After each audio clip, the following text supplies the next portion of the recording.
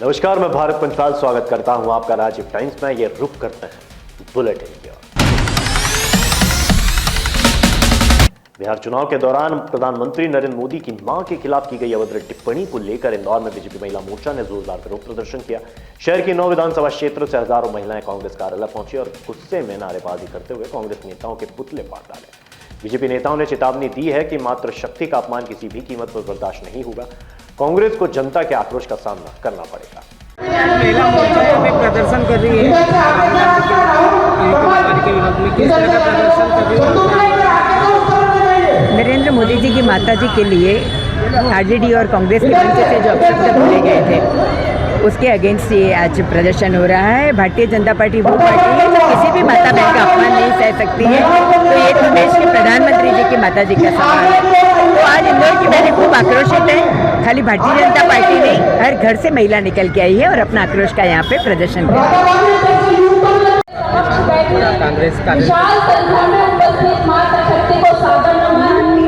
हमारे देश के प्रधानमंत्री मोदी जी की माता जी के लिए आपत्तिजनक शब्द जो राहुल गांधी जी के मंच से कहे गए उसके विरोध में आज बहुत बड़ा यहाँ पर धरना प्रदर्शन महिला मोर्चा के द्वारा हल्ला बोल किया गया।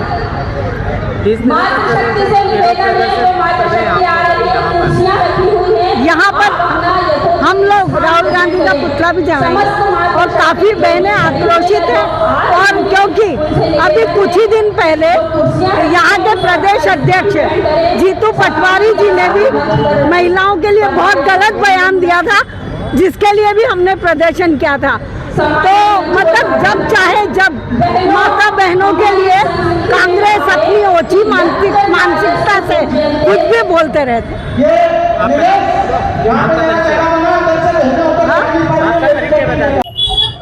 आज यहाँ पर प्रदर्शन क्या आज आप सबने मातृशक्ति के आक्रोश को देखा कि माँ का अपमान देश का कोई भी नागरिक बर्दाश्त नहीं करेगा, क्योंकि भारतीय संस्कृति माँ को प्रभु के समकक्ष मानती है।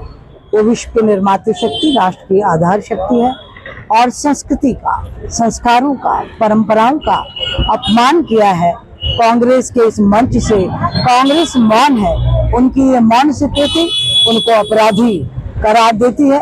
और देश की जनता, गालियों का इतिहास भी आप जानते, शिशुपाल के 99 गाली कर्मयोगी कृष्ण ने क्षमा की क्योंकि वो उनके बुआ के बेटे थे, और 100वीं गाली होते ही सर धड़ से अलग कर दिया गया।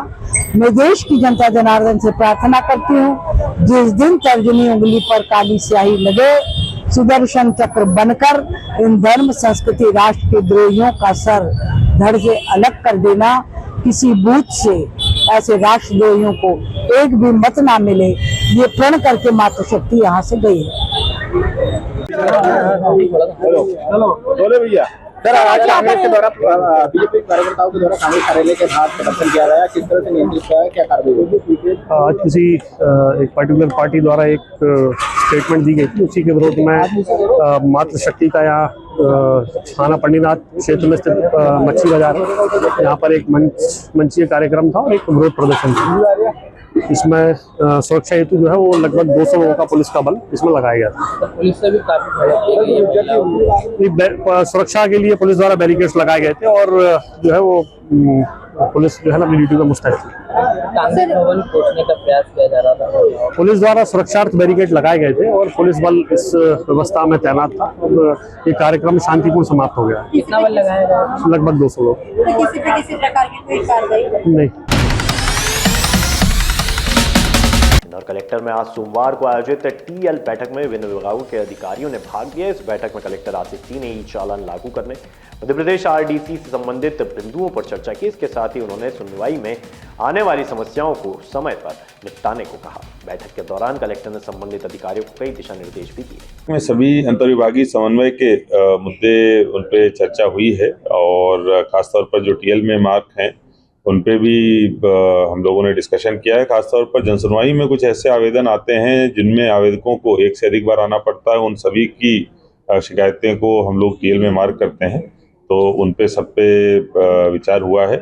इसके अलावा कुछ MPIDC से संबंधित मुद्दे जो थे, जहां पर अभी इकोनॉमिक कॉरिडोर या अन्य जो प्रोजेक्ट आ रहे हैं वहां पर जो सीमांकन बटांकन के लंबित इश्यूज थे, उनको लेके निर्देश प्रदान किए गए हैं।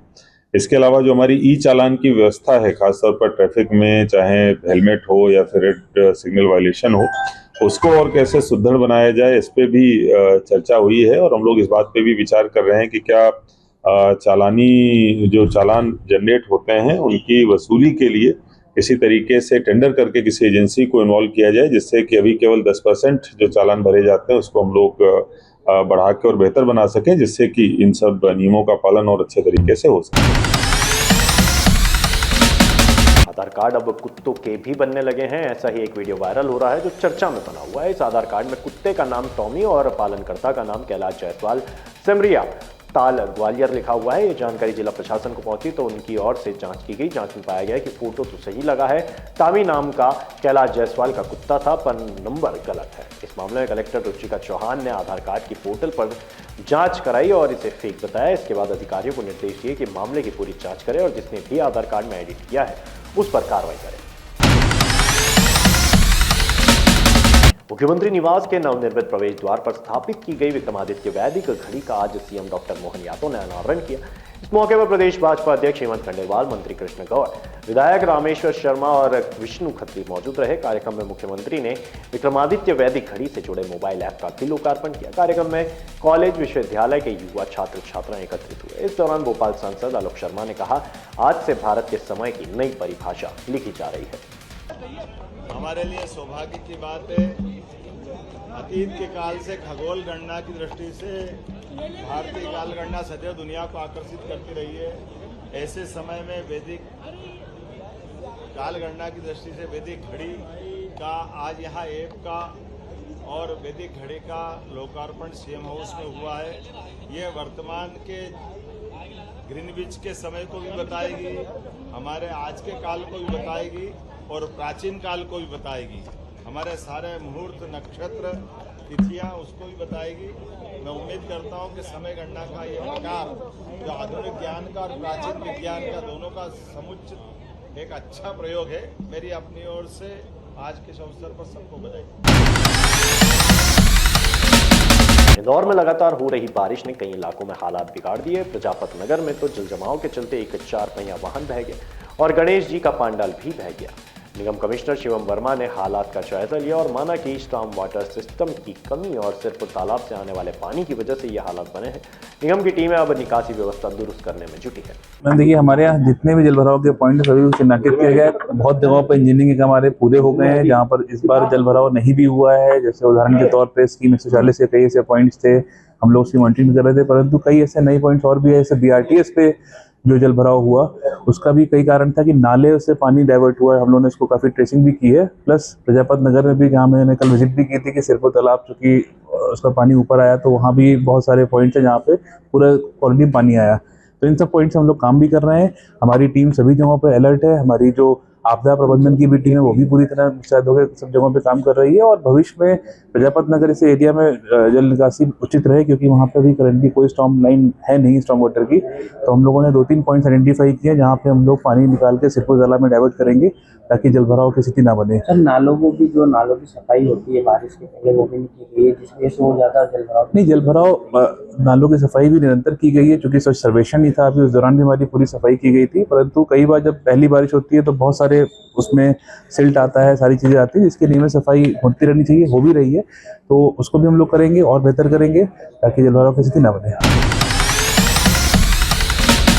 देश के जाने माने बाल अधिकार कार्यकर्ता भुवन रिबू लगातार बच्चों की सुरक्षा और न्याय के लिए आवाज बुलंद कर रहे हैं। उनकी संस्था Just Rights for Childrens Network ने पिछले 2 साल में 3 लाख से ज्यादा बच्चों को बाल विवाह से बचाया, 85,000 से ज्यादा बच्चों को ट्रैफिकिंग से मुक्त कराया। उनके प्रयासों ने न सिर्फ भारत में बल्कि कई देशों में बाल विवाह के खिलाफ जन आंदोलन खड़ा हुआ है। सुप्रीम कोर्ट में भी उनके संघर्ष ने बाल संरक्षण कानूनों में ऐतिहासिक बदलाव की राह बनाई। तो हमारी मीडिया की एक साथी ने अभी मुझे बताया कि लाडली बहना के बजाय लाडली लक्ष्मी योजना आप बोलिए, जो बच्चियों के लिए खास तौर पे बनाई गई है। तो मैं उनका भी धन्यवाद करता हूं।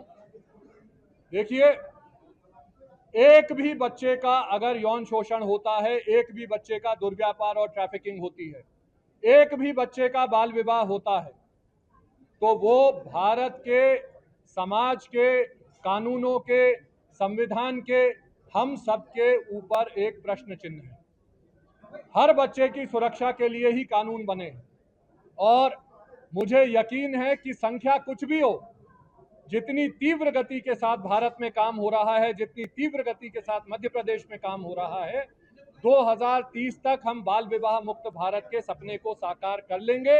ये पूरी तरह से हो जाएगा। और जहां पे सबसे ज्यादा प्रोसिक्यूशन हुआ है, जहां पे आसाम जैसे राज्य ने पूरी दुनिया को दिखाया है कि 2 साल के भीतर प्रोसिक्यूशन के द्वारा उन्होंने बाल विवाह की दर 81% कम की है, तो ये ऐसा आंकड़ा है जो झुटलाया नहीं जा सकता। मध्य प्रदेश में खास तौर पे सरकारों से, और मेरा निवेदन है, मैंने चिट्ठी लिख के भी मुख्यमंत्री जी से निवेदन किया है कि जो आप कह रही थी कि पॉक्सो के केसेस में हर बच्चे को कंपनसेशन तुरंत मिलनी चाहिए, त्वरित न्याय के लिए जो फास्ट ट्रैक स्पेशल कोर्ट बने हैं वो 1 साल के भीतर केसों का निपटारा करें और तुरंत कंपनसेशन दें, ताकि वो कंपनसेशन से बच्चे अपनी शिक्षा को आगे बढ़ा सकें। दूसरा, मध्य प्रदेश बाल विवाह के खिलाफ चाइल्ड मैरिज एक्ट में रूल्स लेके आए कि किसी भी संप्रदाय, किसी भी समुदाय, किसी भी बच्चे को अगर 18 वर्ष से कम उम्र में उसकी शादी होती है तो बाल विवाह विरोधी अधिनियम के तहत उस आदमी पे, उन तमाम लोगों पे कानूनी कार्रवाई की जाएगी। चाहे आप पंडित हो, चाहे आप मौलाना हो, चाहे आप टेंट वाले हो, चाहे आप समोसा दे रहे हो, चाहे आप खाना बना रहे हो, चाहे आप खाना खा रहे हो, अगर आप बाल विवाह में शरीक हैं तो आप एक अपराध में शरीक हैं। आप सब पे कानूनी कार्रवाई हो सकती है और इस कानून का सख्ती से यदि अनुपालन होता है तो मुझे यकीन है कि मध्य प्रदेश सबसे जल्दी बाल विवाह मुक्त प्रदेश घोषित किया जा सकता है। 2030 तक भारत को बाल विवाह मुक्त भारत घोषित करने का हमारा सपना है और मध्य प्रदेश में हमारी कोशिश है कि 2027-28 तक हम ये जो आज की दर है उसे घटा के 10% से कम करें। फिलहाल के लिए बुलेटिन में इतना ही। ताजा तरीन खबरों के लिए देखते रहिए राजीव टाइम्स।